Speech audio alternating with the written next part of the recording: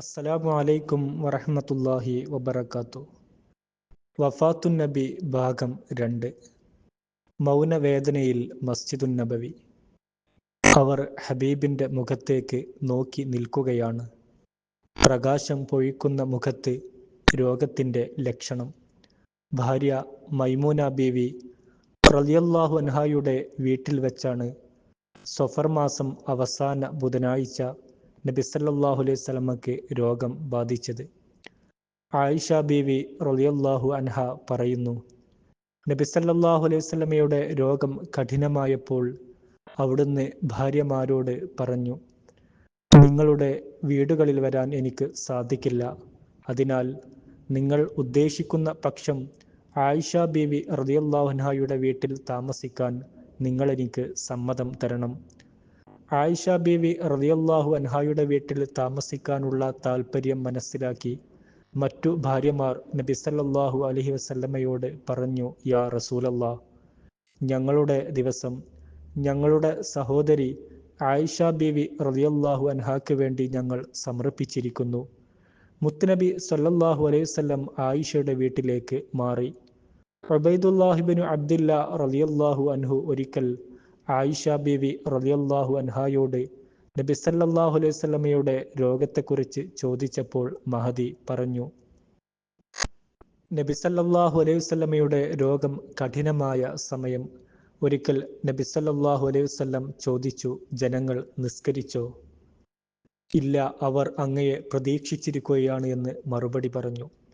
അവിടുന്ന് വെള്ളം തയ്യാറാക്കാൻ ആവശ്യപ്പെട്ടു. ഞങ്ങൾ അങ്ങനെ ചെയ്തു.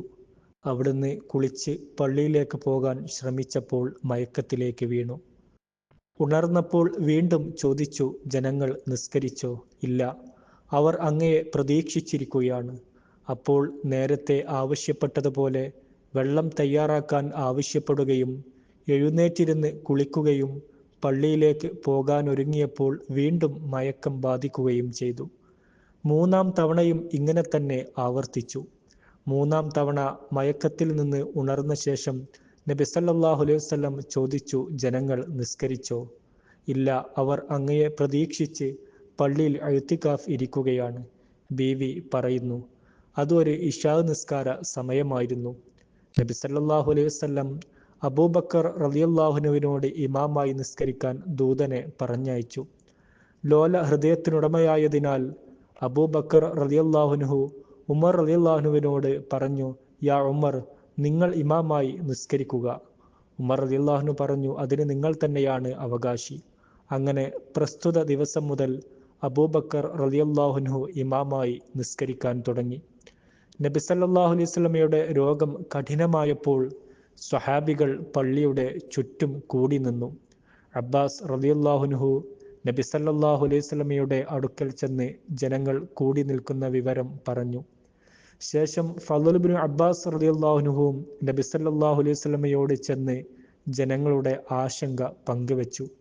അലി റളിയല്ലാഹുൻഹു കയറി വന്ന് ഇതേ കാര്യം നബി സല്ലല്ലാഹു അലൈഹി വസല്ലമ തങ്ങളെ അറിയിച്ചു. അപ്പോൾ നബി സല്ലല്ലാഹു അലൈഹി വസല്ലം അവിടുത്തെ കൈ നീട്ടി. അവർ മുത്ത് നബി സല്ലല്ലാഹു അലൈഹി വസല്ലമയുടെ കൈ പിടിച്ചു. നബി സല്ലല്ലാഹു അലൈഹി വസല്ലമ തങ്ങൾ ചോദിച്ചു, നിങ്ങൾ എന്താണ് പറയുന്നത്? മറുപടി, അങ്ങ് വഫാത്താകുമോ എന്ന് ഞങ്ങൾ ഭയക്കുന്നു. ഫളൽ ഇബ്നു അബ്ബാസ് റളിയല്ലാഹുൻഹു പറയുന്നു, നബി സല്ലല്ലാഹു അലൈഹി വസല്ലം എന്നോട് പറഞ്ഞു, എൻ്റെ തലയിലൊന്ന് കെട്ടിത്തരൂ. ശക്തമായ പനിയിൽ നിന്നും തലവേദനയിൽ നിന്നും ശമനം ലഭിക്കാനായിരുന്നു ഇങ്ങനെ ആവശ്യപ്പെട്ടത്. പള്ളിയിലേക്ക് പോകാനായിരുന്നു ഹബീബിൻ്റെ ശ്രമം. ഞാനൊരു വസ്ത്രമെടുത്ത് മുത്ത് നബി സല്ലല്ലാഹു അലൈഹി വസല്ലമയുടെ തലയിൽ കെട്ടിക്കൊടുത്തു. അവിടുന്ന് അലി റളിയല്ലാഹുവിൻ്റെയും അബ്ബാസ് റളിയല്ലാഹുവിൻ്റെയും തോളിൽ കൈയിട്ട് പള്ളിയിൽ ചെന്നു. അവിടെ മിമ്പറിൻ്റെ താഴെ പടിയിലിരുന്ന് അവിടുന്ന് അവസാനമായി പ്രസംഗിച്ചു, ജനങ്ങളെ, ഞാൻ എൻ്റെ റബ്ബിനെ കണ്ടുമുട്ടാൻ പോവുകയാണ്. നിങ്ങൾ എൻ്റെ പ്രബോധനത്തിന് ഉത്തരം നൽകിയ വിവരം ഞാൻ റബ്ബിനോട് പറയുന്നതാണ്. ജനങ്ങളെ, ഞാൻ ആരെയെങ്കിലും ശകാരിച്ചിട്ടുണ്ടെങ്കിൽ അല്ലെങ്കിൽ ചീത്ത പറഞ്ഞിട്ടുണ്ടെങ്കിൽ, ആരുടെയെങ്കിലും സമ്പത്ത് പിടിച്ചു വെച്ചിട്ടുണ്ടെങ്കിൽ, ഒരു ദിർഹമും ദീനാറും ഇല്ലാതിരിക്കുന്നതിന് മുമ്പ് അഥവാ പരലോകത്തിന് മുമ്പ് അവർ ഈ സമയം തന്നെ അതിന് പകരമെടുക്കട്ടെ. മസ്ജിദുൻ നബവി മൗനത്തിൽ വീണലിഞ്ഞു. ഇടയ്ക്കിടെ തേങ്ങലുകൾ ഉയർന്നു. കരയാതെ ഒരാൾ പോലുമില്ല. പൊട്ടിക്കരയാൻ കൊതി ഹബീബിന്റെ മുന്നിൽ. അനസ് റളിയല്ലാഹു അൻഹു പറയുന്നു, നബി സല്ലല്ലാഹു അലൈഹി വസല്ലം ഇത് പറഞ്ഞപ്പോൾ ഞാൻ സ്വഹാബികളെ ശ്രദ്ധിച്ചു.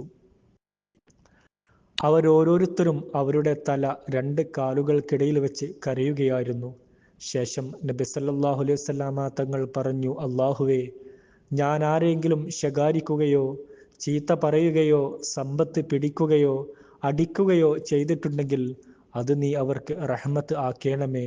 ഇത് കേട്ടപ്പോൾ സ്വഹാബികൾ പറഞ്ഞു, ഫിദാക അബി വ ഉമ്മി യാ റസൂലല്ലാഹ്. ശേഷം നബി സല്ലല്ലാഹു അലൈഹി വസല്ലമ തങ്ങൾ വിരിപ്പിലേക്ക് തന്നെ മടങ്ങി.